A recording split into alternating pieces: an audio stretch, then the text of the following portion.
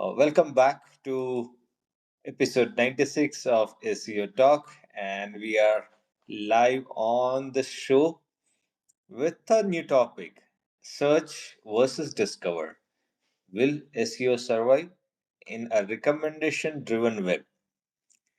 Interesting times, as we just spoke about, because whenever we say search, it's all about intent, right? You ask the search engine something or you ask Google something and it answers.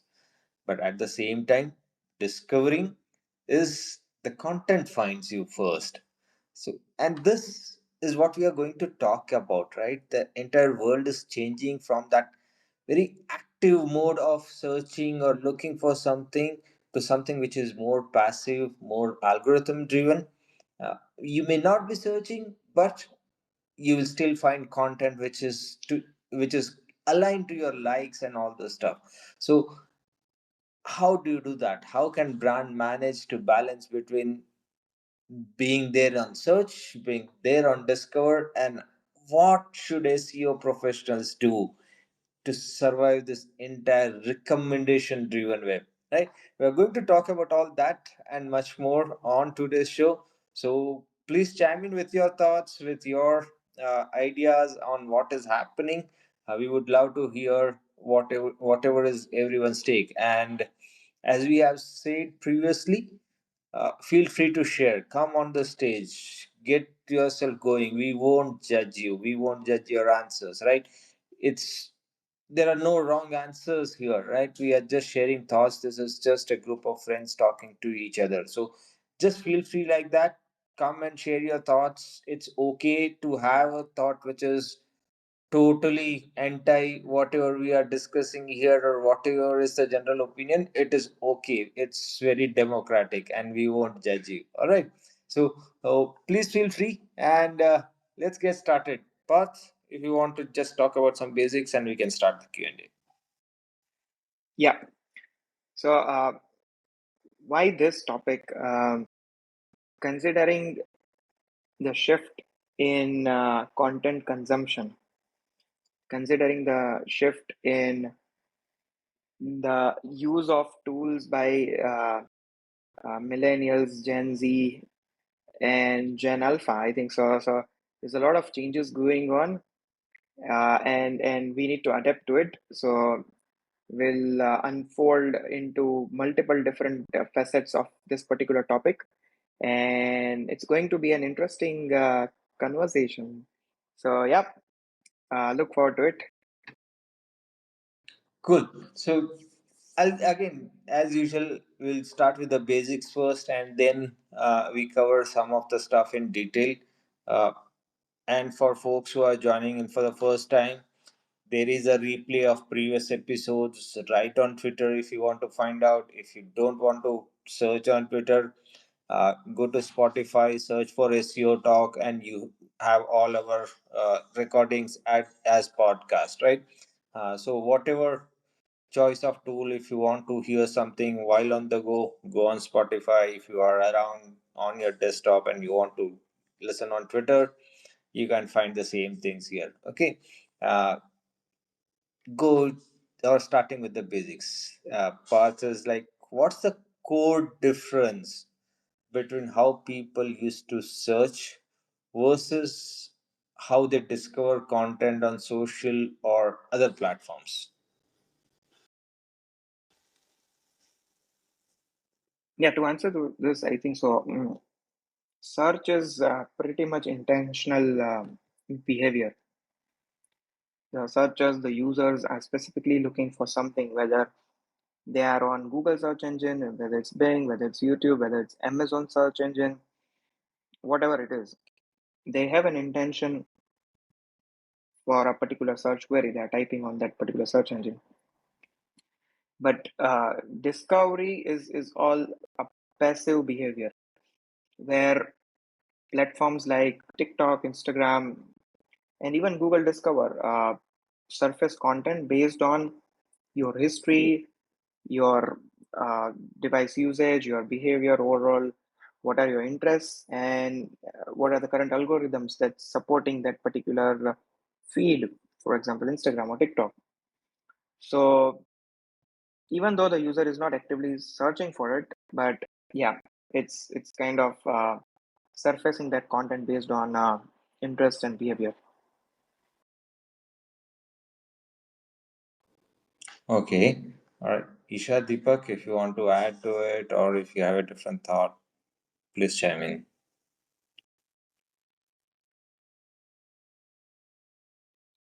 I mean, I'll second what Parth said. The only thing which I was just thinking while he was talking, I mean, I was just thinking that where are we going to? So, like, we are differentiating search and discover, and in discover right now we're talking about the social media platforms, and other spaces. Where are we putting the AI? Is AI also part of the discover, or is it part of search? Because there are both the things which is, I mean, happening. So yeah, so like, I mean, a very basic thing. Yes, discover means you're. I mean, you're just discovering it in a layman language. You just discovered something, and search is when you are intentionally searching for that particular thing. But uh, but yeah, there's a very thin line because even social medias have their own search. So they're also like apart from discover, then there's a search. So Fantastic. Good point. Deepak, you want to add something? Yeah. I think AI is more of lean towards search because you don't see while scrolling the AI chat. You basically ask for something and then AI answers that question or query, whatever you ask for. So yes, AI should be considered as search. I wanted to counter that because see, when we are talking about AI, we are not talking about ChatGPT. That's a tool of AI. AI is right now everywhere. It's in the algorithm. It is in the social space. Because if we say AI, because even the Discover right now is backed by AI. So either we are talking about okay, the platforms like generative AI based platform where we can go up and give the prompts and then get the response, yes, but then there are other but then there are other technologies also which are actually using AI to create this. So that's why I was saying that it's like AI is right now a very broad term. Yeah, agreed. Totally agreed to it. What Deepak and Isha just mentioned, but uh, my perspective is AI is an integral part of like search because of Google AI overviews, and because Google is the still it has got the biggest market share. So search is intentional and AI is integrated because of semantical query based, like whatever the model is trained on. While discovery is more of machine learning, like that's what I think. But yeah, open to hear your thoughts. No, good interpretations, and I guess if I have to play the role of umpire here, I guess it is something in the middle in terms of, uh, and I get the perspective both Isha and Parth and Deepak you are sharing. So at some point of time, if you understand the algorithm, if you are literally asking some question either to a tool or to an interface and it is giving you some kind of results from Isha's point of view, it is something which is behind Google or any search engines understanding your patterns, and then what we say is algorithm giving you some kind of content you are scrolling through, etc. Right? So from my point of view it kind of sits somewhere in the middle again, but one perspective here, it could be that your AI overviews or similar kind of results is still something which is more activity based, right? So you have asked something and then some results pop up, and on top of that results there is an AI overview, this is an AI content, and then rest of the stuff comes in. Yeah, Isha. Okay, so Malar, I was just saying that, I mean, you don't have to be umpire. You can also share the perspective, and the whole objective of SEO talk here is not about right and wrong. It's all about, like, we all are learning, the learning phase, so we have to explore things. But one point where you said, yeah, there's a middle line. I mean, I'm just thinking from the changes which are happening. We need to understand that even search is now moving towards AI. Yes, like the AI overview which is coming on the search is currently primarily based on what we are searching, but then still there are the results which are coming in AI overview are discover based. So they are not exactly and again they are intent based. Like, I mean, you of course they are using the keywords and the history around it, because if you remember at the start in Jan or Feb, I'm just missing the date, but Google itself has said that they are changing their whole search ecosystem, uh, because see, I understand that search means, like, of course we are right now searching for, but search all post search, the results which are coming, are they coming intent ways, or are they coming uh, or are they coming just based on the keyword? Because currently the search ecosystem is also changing, that if you are searching for a term and you have a history of a particular intent, accordingly you will see the results. Agreed. And again, so I'll come very tool specific I go, right? So you open an Instagram or you open a LinkedIn and assuming that there is an AI engine behind it, uh, you're not searching for something, but you start seeing content, right? Similar TikTok, you're not really searching for something, but you start seeing content the moment the app is open, right? And that content is probably tailored based on, say, your consumption history in the past, your location and all those stuff. But does the same happen on, say, either Google or Bing? Anytime you open that, you still have to input something, right? And then that is where it goes back and say, okay, based on what you're asking me, here is the content for you to consume, right? And so that is where we say it is still more activity based versus the other, where the discover is still part of the algorithm, where even when you have not searched something, you still see content based on some of the historical consumption that has happened on those tools.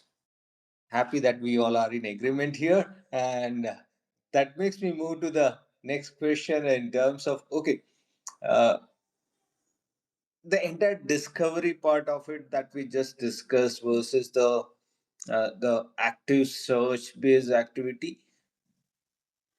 Do you think that is a shift in the user behavior, or is it more generational also, right?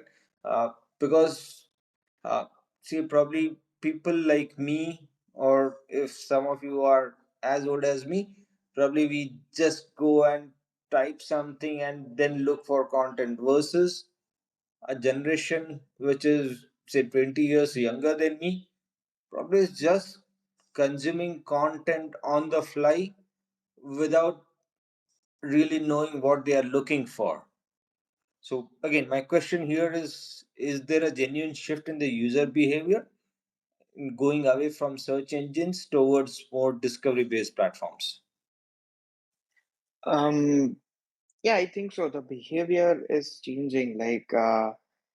Uh, we saw an ad. I don't remember if it was an advertisement or an Instagram reel, short video, where a wife wanted a particular brand gift, and the husband was away taking a shower, and she was just mentioning those words near his phone. So on the same evening when the husband was just confused choosing what to get, and that guy was getting all the recommendations, all the advertisements around that particular brand. um, it was a handbag or something like that. So if we look at especially for the Gen Z and younger millennials, um, they would just go and search things on Instagram, TikTok, and they'll keep on seeing relatable short form videos.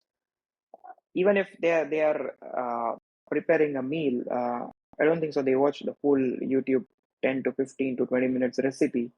They'll just directly go to a shorts video, and yeah, they don't the attention span has gone down. B, uh, the consumption of snackable content like short and crisp content is increasing month after month. So platforms like TikTok and Instagram are becoming their go-to tools for everything from food recommendations to tutorials, and it replaces Google up to quite a large extent for intent-based search queries. Interesting point. Isha, Deepak? Okay, Malhar, I want to see. I mean, here maybe I want to say that every time when there's a shift in the technology, of course, it is based on the upgradation of the user behavior. So, like because users need that, that's why the shift usually happens. So it's more of a, like, it's again I'll give a very basic example of stone age. Why do people came from the stone age to a technology age? Because there's a enhancement that's needed. And currently, of course, like, we all are talking about the time span, and we all are talking about the user time span and other things. So that's shift. So if we really talk about our age was the era where we don't even have YouTube and other content uh, spaces where we really can learn or adapt so much of information. That changed in the 10 years. Then now the whole generative AI ecosystem which has came up, it's more from now, like, I mean, maybe if I just give a simple example of within the India, the people who are at the remote, who can't even come out right now, this technology had made themselves that you don't have to hire a teacher, you don't have to hire or pay so much of amount for learning something. You can just have this particular tool, ask a question, and they will respond to you. So as the I mean, if the question is that do you think that the users, because of which users is shifting, it's ideally both. Because of course, like, if a user shift is going to be there, or rather I would say more than user, because we want to be more smarter, because we want to ease our ecosystem and experiment a lot of things, it's a shift which is happening.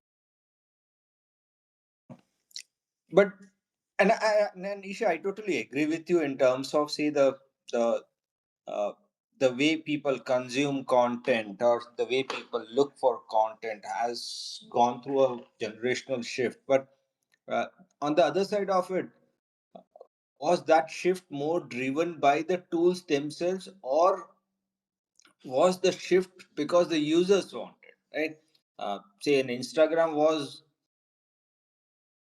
given to us, right? There was no need for an Instagram like tool. There was always some other places where we would share photographs, etc. But then there suddenly someone got an idea and say, okay, let me make a tool out of it, let people share. There's no need for it. So was that generational shift active, or it was more passive, and that is what has resulted in because the other side of it is, how should brands be ready for it, right? Because see, if I am a brand which has been there for last 15 years, 20 years, I would have started in a certain way, but suddenly today there are certain apps, certain tools that have come in which are probably changing the user behavior, and now suddenly I need to relook at my own strategies. Okay, so yeah, Isha. So, Malhar, first, I think we need to understand need. If we really talk about need, then I would say, as a human, we don't even need internet also. So need is a very generic thing because our needs are very, very small. But because so there's a difference between need and wants, plus there is a difference between that we being human are the smartest animals and we always want to learn, experiment, and throw things. Now if now going back to the same example of your of Instagram, I think Instagram in India ruled because TikTok at that time got banned, and if TikTok would have been there, maybe Instagram still would haven't got the kind of result or the kind of shift which is happening. Because I was recently checking, I was recently evaluating the difference between Insta algorithm and TikTok algorithm. The best part of TikTok algorithm till date is that although it's an intent driven, but they ensure that they are not overshadowing a lot of things. Insta has, I think in the recent past, um, uh, spoil their own algorithm where you will start like when they start spamming their whole discover thing, which is far more smarter in the TikTok ecosystem. Now I would say that, so if you talk about needs, then of course, like we don't need anything. The basic needs are what? Roti, kapda, makan. That's it. Like, you need food, you need a place to stay, and you need. So the needs are very small. But if we want to be smarter, right now we are like, if I talk about our country, that we are. The space where I think right now more. From past, I think for past 3 days, we all have seen what is happening. And where we are standing at this point of time, the reason why India came out the way it is was because of our intelligence and our technology and the people, because we people are tend to be thinkers. So I feel it's not about needs, it's about uh, users. So again, I would say that if even if it's not AI, if there's another better smarter thing, like right now robotics is there, even AR VR is there, you make it integrated to it, give it more smarter technology to the consumers, they will start consuming it. So it's all on so the whole tech space is all about uh, experimentation, see how the masses adapts to it, and see how things work out in the space. Now social media as a channel, I feel social media as a channel is a different objective, search as a channel is a different objective. Even if we talk about Google discover, there of course there they talk about search, but again it is very, very personalized towards your own discover. Like you change your Gmail IDs and your discover results shows differently. So every platforms has a different objective, and every platform has a different user base. Now we need to understand what is their users, plus we need to understand what is the technology which is needed to enhance that particular platform, and then there's a synergy which has to be added there.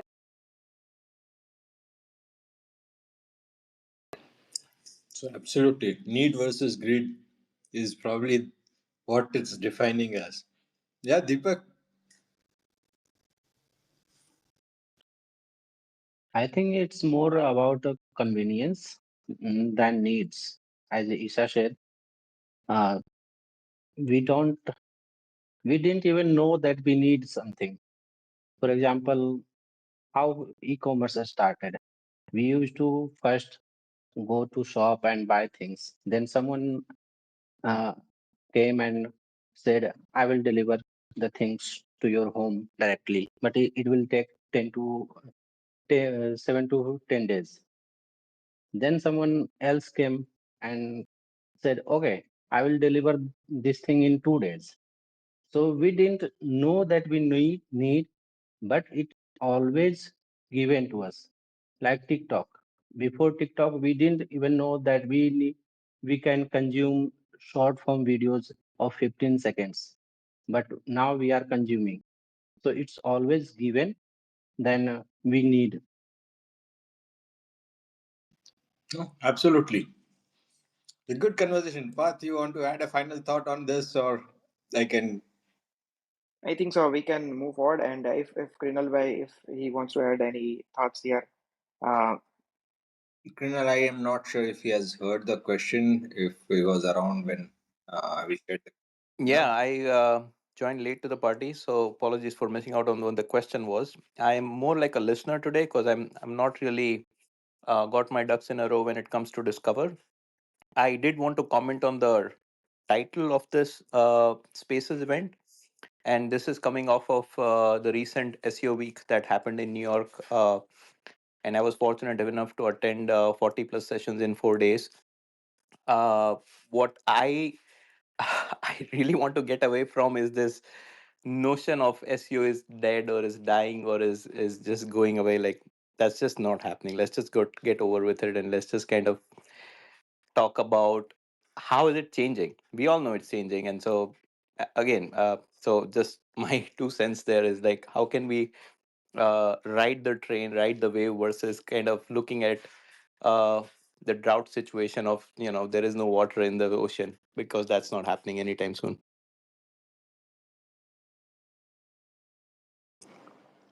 No, absolutely. I guess folks at SEO Talk has kind of understood that search cannot be dead. Yeah, we will still be around, but the way we do SEO is definitely changed, right? The way we tackle problem statements, or rather, the way we understand a problem itself is changing. So the solution needs to change, and that's what we are trying to align over last few weeks, and trying to share that okay, this is how the entire behavior is changing, mm, right from the technology point of view to the user point of view and everything in between. So that's where we are trying to cover over last few weeks, and it has been uh, interesting few weeks since we started on that journey. So let me go to the next question, and again aligning to what Krinal also mentioned, right? uh, how should SEOs basically adapt their strategies now, given that there could be content discovery across platforms like YouTube, Instagram, TikTok, and few others wherever search is happening, or even the content consumption is happening. So, how should SEOs tweak their strategies there?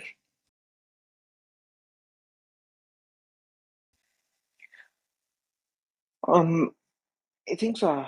We need to understand how the content strategy needs to evolve and how we need to adapt. So, uh, just focusing on textual content is not going to help in any way. Focusing more on content structure and storytelling is for sure going to help. But to adapt to how these discovery platforms are emerging, and so we are not just going to publish the content, but we are going to repurpose the content that we are going to publish on the discovery platforms like YouTube, Instagram, TikTok, and then use it on our website, blogs, landing page, whatever. So considering that, we need to understand what are the algorithmic triggers. uh, for example, is it the number of shares of a particular video, or is it the total watch time, considering the long form video like YouTube, shares for Instagram, saves also for Instagram, and couple of other triggers and metrics as well, and optimize for uh, hooks and visuals, just to make sure that these new content format is interactive enough.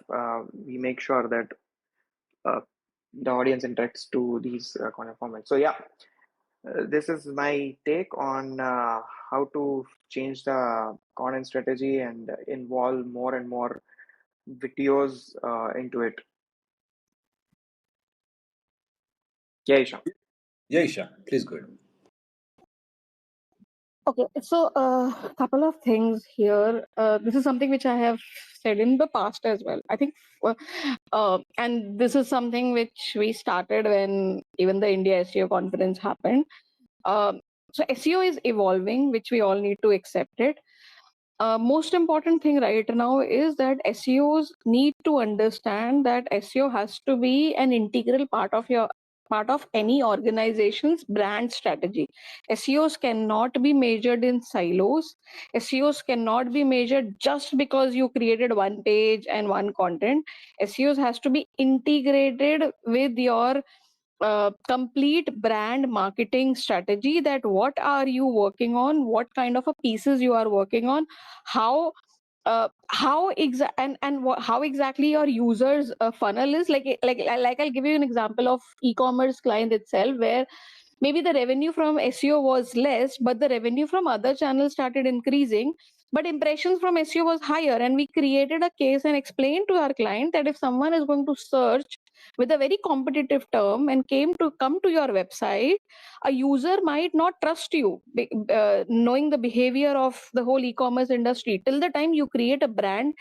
Because currently there are so many frauds which are happening. How do we know that you're authentic or you're not?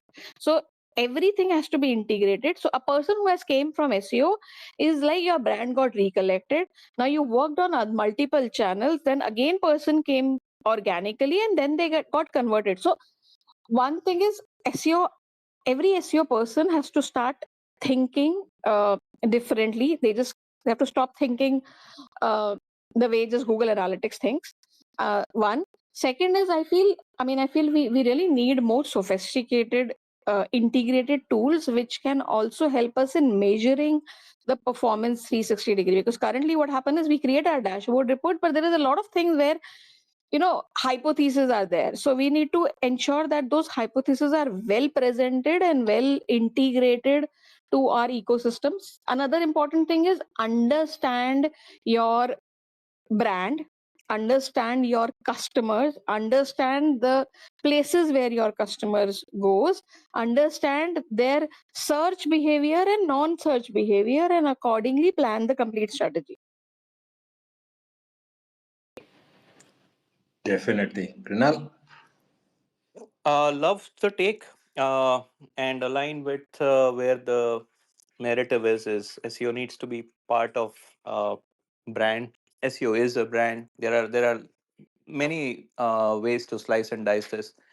But going back to the broader question is like, how do you optimize for SEO where search engine becomes search everywhere? And I keep seeing all these interesting terms that people keep throwing around.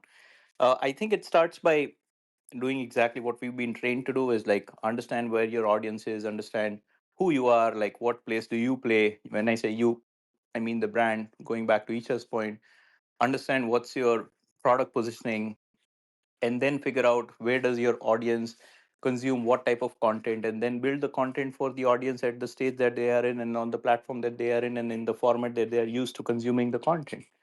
So that's a very high level and easier said than done. I think one piece that a lot of the teams miss out on is actually talking to your sales team and your customer support team, because they are the wealth of knowledge. They know the questions that your customers or potential customers are asking. They know the problems that they run into. Why do you lose a customer if you're a SaaS brand? Like, why did a customer churn out after 6 months? You know exactly, sales team know exactly why they churned out. So talk to them, address that in your landing page, address that in your discovery content, address that in your all sorts of content, and you'll automatically start attracting customers who want to stick around a lot longer. Or change your targeting, because now you know that this is a product gap and you're not going to fill this. Product team needs 3 years to solve this. Go target different set of audience which is going to stick around because you have all the bells and whistles that they need. That's, to me, is the right approach. Is like, how granular can you get with this? It's not like I want to be on 20 platforms and so let's just create content using AI tools on 20 platforms. It's more so understanding where they are, what are they consuming, where, who are you, and what value, what role do you play in today's ecosystem as a brand. So that's one. The other piece, going back to the broader conversation previously, Malar, where you're talking about this new track that we've started here at SEO Talk. I'm more than happy to be more active and contribute based on my learnings from the SEO week. The answer to that question is relevance engineering, which is a new term that Mike King coined, or maybe someone else coined, and he shared what have you. But it's a new way of looking at SEO. So we know SEO is evolving. We know things are changing. How do we optimize for that? There's an amazing presentation that Mike did. I have a copy. and I'm going to be continuing sharing out content from that because there's a lot to take away for everyone in the community. And I'm more than happy to kind of share that here as part of this track as well, as to how do we look at things differently, how do we measure things differently, how do we focus on priorities differently. Anyways, I'll stop there, but that's kind of my uh, 2 cents. No, so thank you so much for sharing that and being open to share with the rest of the community. Much appreciated.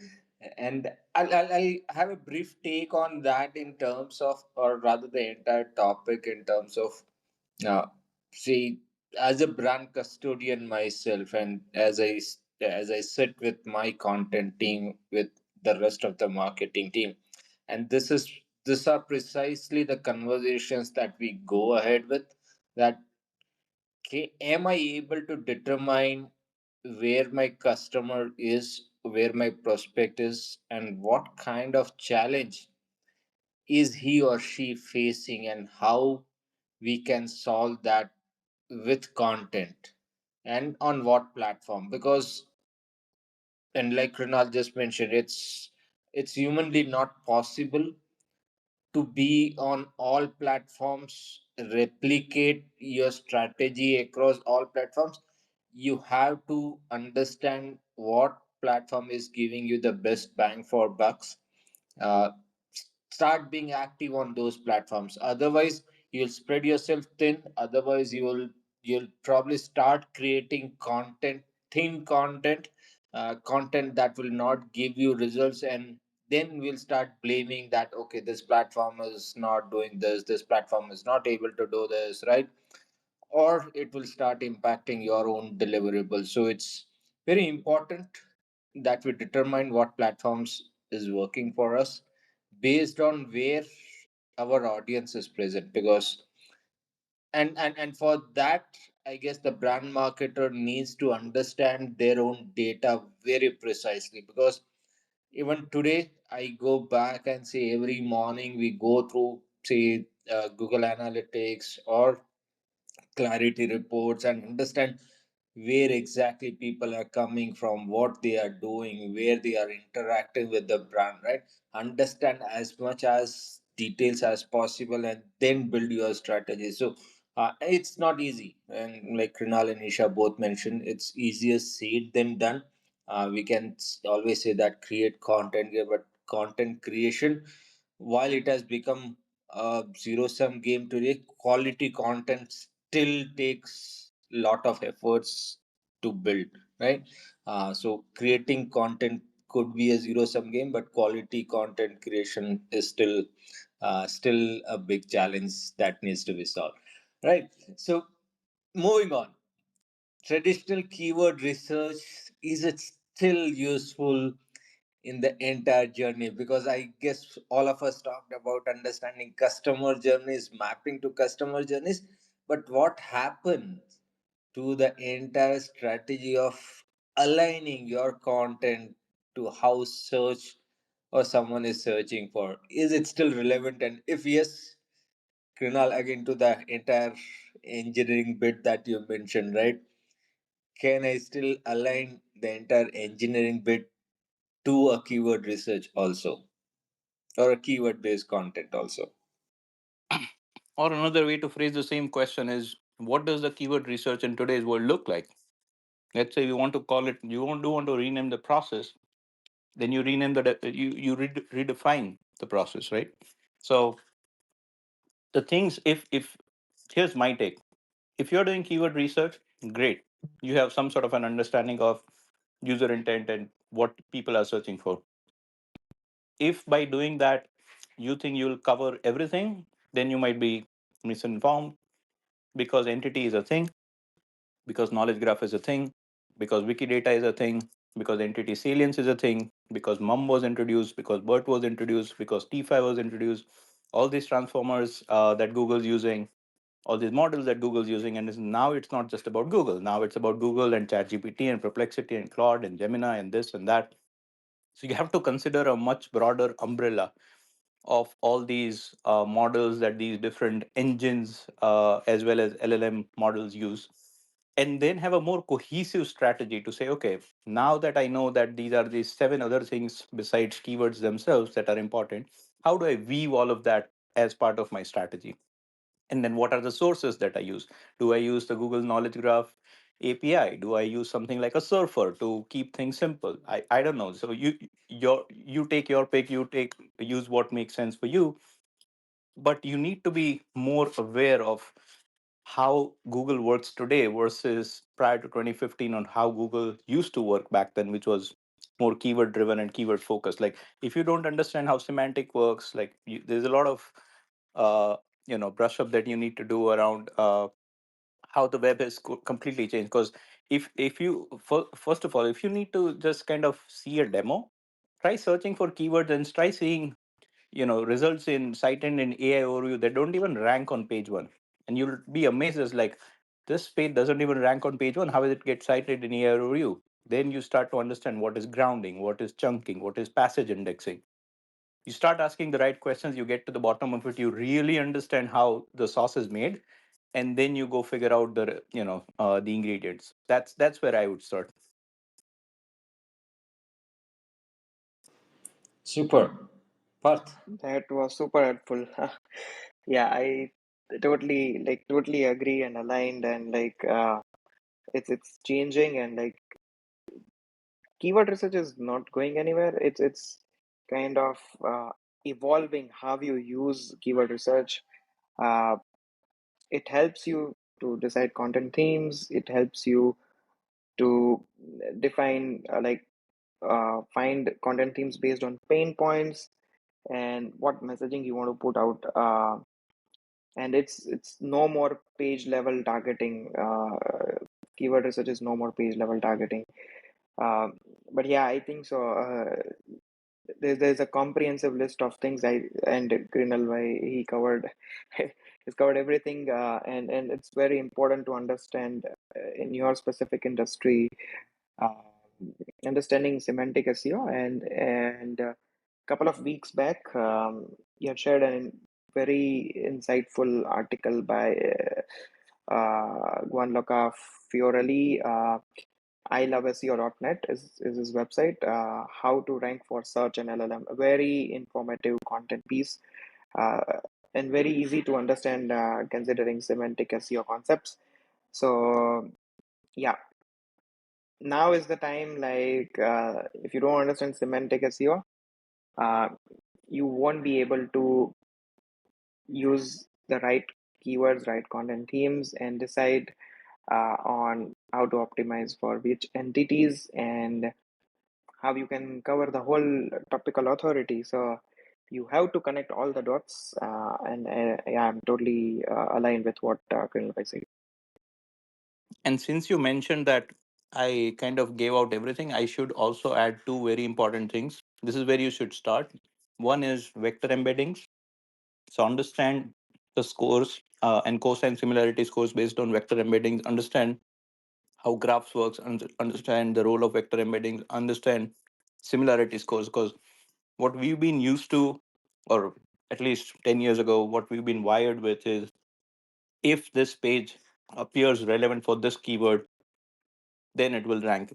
So use that same analogy, but now turn that keyword into a similarity score. So how far is the similarity score of your page for a certain keyword, right? So let's say your keyword is accounting software. Accounting software has a certain number. It's a very mathematical thing, not very creative, but it has a certain number. And if your content doesn't have a number that's close enough to that keyword, then your chances are so much less. So it's like you just don't have the same engine, and you're in an F1 race with a Ferrari, but you just have a very different engine that is not going to, it's not apples to apples even. So even though you might have a green check mark with some sort of a tool that tells you that your page is optimized, in reality it's not.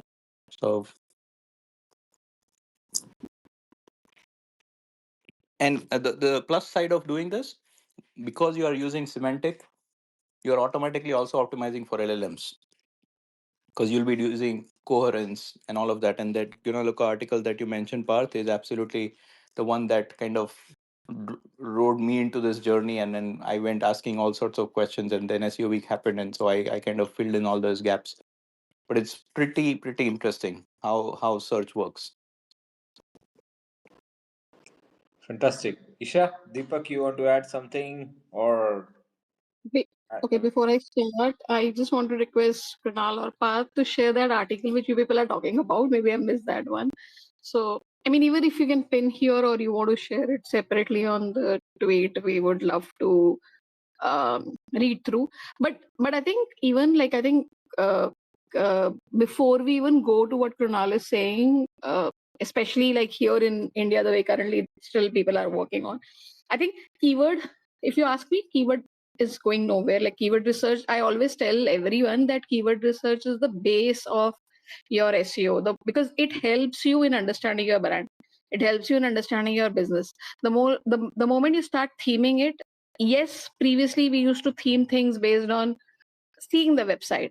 Now we create the keyword research based on the uh, the uh, uh, the the document which we get from the client. So the what is there, like I mean, there are a lot of confidential document which a brand gives you. Those helps you in creating the complete keyword research. So keyword research helps you in understanding, theming, categorizing, so it's not going anywhere. And I mean, what Kranal said is so right, that and this was something, it's not like it's today's. I think I remember I was when I was teaching my team members, and previously also when we used to talk about keyword research, we always used to tell our team or the youth that understand the search behavior, understand the SERP real estate, understand the intent, and based on which do your whole churning. Yep. Absolutely. Yeah. I have just pinned the tweet from the guy himself. Uh, yeah, there's the link to the article, so you can check it out. All right. I'll use this particular segment and segue into the next because I guess they are interrelated in a way. Uh, and Kunal, Isha, Parth, you spoke about it or alluded to it a bit and says keyword versus intent. So how how do you feel, or what does intent really look like when you look at it from the context of discovery versus a search? How do we map content to intent? Or do you even do that? Isn't discovery based on more personalization and my browsing history and my interests, and Google's just going to show me the right content? No, I'm just kidding. But Google's supposed to show us the right content, right? So you would imagine that Google would do this for you. You would just need to make sure that you are present across the funnel.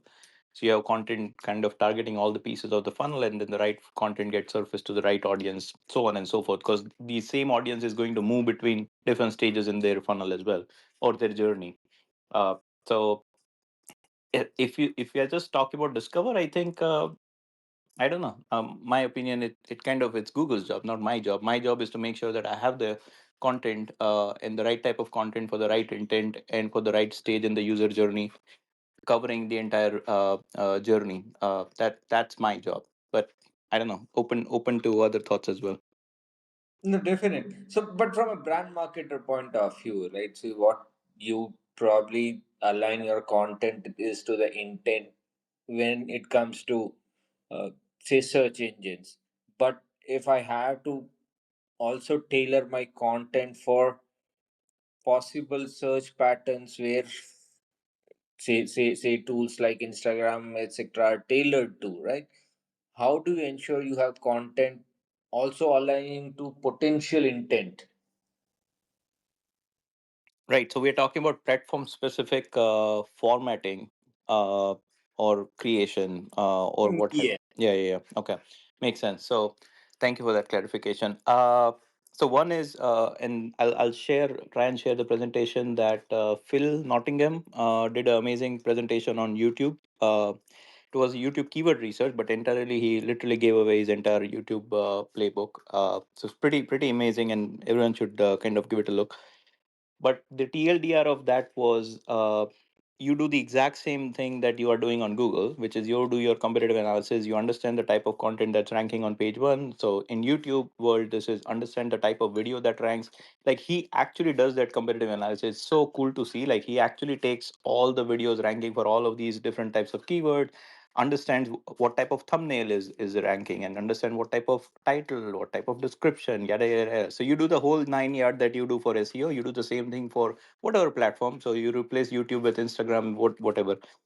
And then you kind of do the same data analysis that we do with SEO. You do the same competitive analysis, and you identify your 20% that's going to give you 80% results, because you are never going to be able to do all of it. So you have to pick your battles wisely, and it all boils down to doing that data analysis and understanding, okay, these are the type of videos. So he even had a slide where he was showing like our 1 to 3 minute videos winning, our 5 to 10 minute videos winning, our long form videos winning, short form shorts, what's winning where. And these are all different segments within the same platform, right? So when it comes to shorts, okay, what type of content is winning for my particular industry or my particular segment.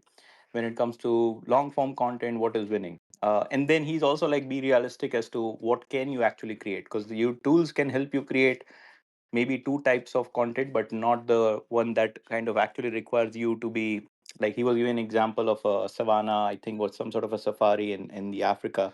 It's like, if you can't go to Africa and kind of do the whole thing, then you can't do that video, but you can do the other videos kind of showing how this backpack is useful for your cameras, yada yada yada. uh, Maybe that was too much, but I was trying to paint a picture of how we presented that, because I think that was the answer to the question that we are raising here, is how do we make sure that our content is relevant for the right platform. Brilliant, brilliant, Ben. Isha, you had a question or you wanted to share a thought? Yeah, I mean, I actually wanted to speak on your first point where you said, like keyword versus intent. And my take here is it versus, or is it keyword is part of your intent? Because you need to do your keyword research, understanding your user's intent. So don't you think it's a byproduct of keyword itself, research itself? No, so absolutely, because keyword would always be part of, and that's where that enter alignment, like I mentioned, right? How do I align my content to an intent, and how should we go about it? Align to a particular keyword, and like Rinal mentioned, and like few folks are already doing it, do have a semantic equivalence to it, etc. Right? Make sense? Yes. So I think I would agree to what Kunal said. So if you're taking that take, then it's again the basics. You need to understand your audience. You need to understand your competitors well. You need to understand your industry well. If you have all these three things rightly in place, then the rest other things goes with the sync. All right. I guess we are just up on the hour, rather just 1 minute. Or if you guys want to stretch it a bit, I'll Can squeeze I in the last. can I give a 30 Yeah. second tip to anyone who's Yes. trying to optimize for LLMs? There's a very simple hack that Dijan gave away at the event. He said you can actually ask the LLM. So let's say you're on Chat GPT and you're doing your SEO or LLM optimization for this brand, call it X. It's like, ask a very simple question to say, what entities would you associate with brand X? Okay, and so it'll spit out a list of entities. So you have the entities, you know where your brand is associated, and you can do whatever you want with that information. Then you do the reverse. You say, what brands do you associate it with this entity? So pick the first entity from the list, which is your primary keyword or your category defining keyword, whatever that is, and see the answer. And that just kind of opens so many opportunities, because you are now asking the LLM straight away, and they are using their knowledge corpus to kind of return the answer. So you know what the entities are, and then you can optimize around it. I'll stop there. I know we are at time. No, this is fantastic. I guess we'll have to, or we'll need a very detailed session on the entire conversation. But fantastic.